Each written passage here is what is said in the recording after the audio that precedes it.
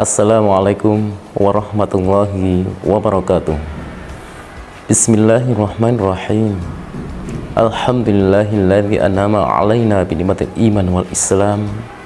Walhamdulillahilladzi lahu ma fis samawati wa fil ardh. Wa lahul hamdu fil akhirah. Asyhadu an la ilaha illallah wa asyhadu anna Muhammadan abdur rasulullah. Allahumma shalli ala Muhammad wa ala alihi wa ashabihi ajma'in. Amma ba'du. Qala Allah ta'ala fil kitabihil karim. A'udzu billahi minasyaitonir rajim. Ya ayyuhalladzina amanu taqullaha wal tanzur nafsum ma qaddamat lighad. Wattaqullaha innallaha khabirum bima ta'malun. Shadaqallahu a'lam. Alhamdulillah, pada kesempatan ini kita semuanya berbahagia atas hadirnya bulan suci Ramadan. Maka dari itu, mari kita persiapkan diri kita, ruhani kita, akal kita, jiwa kita, fisik kita dengan hadirnya bulan suci ini. Bulan yang penuh dengan rahmat, bulan yang penuh dengan maghfirah, bulan yang penuh dengan berkah-berkah Allah. Jangan sampai hadirnya Ramadan di tahun ini kita sia-siakan, yang nanti hanya berujung dengan penyesalan. Maka di awal tadi kita bacakan firman Allah dalam surat Al-Hasyr ayat 18, di mana Allah berfirman, A'udzu billahi minasyaitonir rajim. Ya ayyuhalladzina amanu taqullaha wa tanzur nafsum ma qaddamat lighad. Wattaqullaha innallaha khabirum bima ta'malun. Ya ayyuhalladzina amanu, wahai orang-orang yang beriman, ittaqullah, bertakwalah kamu semua kepada Allah. Wala tanzur nafsum ma qaddamat lighad, dan hendaklah setiap jiwa memikirkan apa yang terjadi hari ini untuk kepentingan besok, terutama di akhirat. Wattaqullah, dan bertakwalah kamu semua kepada Allah. Innallaha khabirum bima ta'malun, sesungguhnya Allah Maha mengetahui apa yang kamu kerjakan. Poin penting di sini yang harus kita pahami adalah ketika Allah menyampaikan firman-Nya untuk kita semuanya yang mengaku orang-orang yang beriman, sebagaimana Allah memerintahkan kita sebagai orang yang beriman untuk melaksanakan ibadah puasa selama bulan Ramadan. Di sini Allah memerintahkan kita untuk selalu bertakwa kepadanya. Dan yang lebih penting lagi adalah bagaimana kita memikirkan apa yang terjadi pada hari ini untuk kelak di akhirat nanti. Perlu kita ketahui bersama-sama dalam kita berpuasa bahwa ini adalah perintah yang ditujukan langsung oleh Allah untuk kita semuanya, yang kita semua bila mana mengaku orang-orang beriman.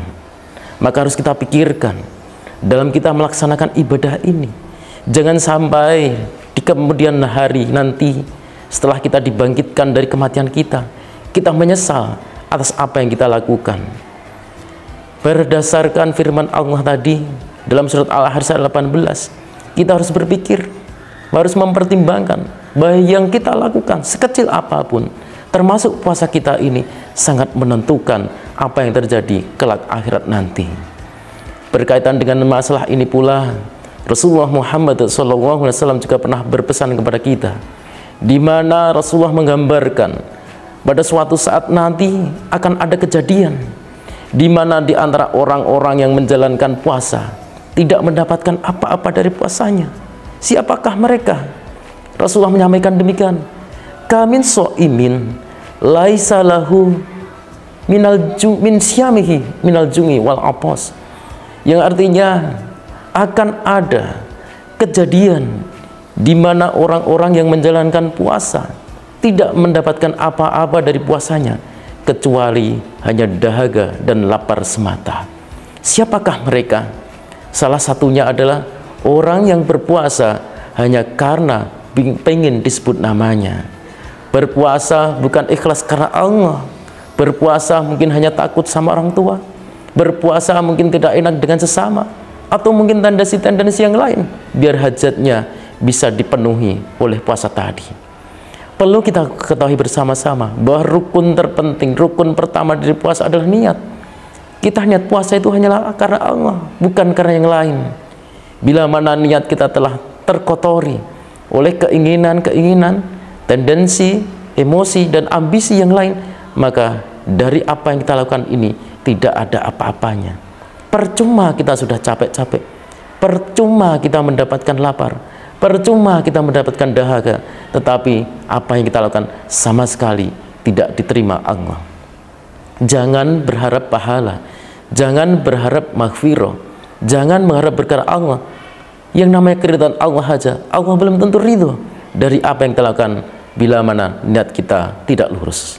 Maka dari itu penting bagi kita untuk setiap hari meluruskan niat kita dalam berpuasa. Setiap malam sehabis kita melaksanakan sholatul lail, sholatul tarawih, atau dikala kita bangun malam, kita itikaf ke masjid, atau setelah kita makan sahur, mari kita perbaiki niat kita.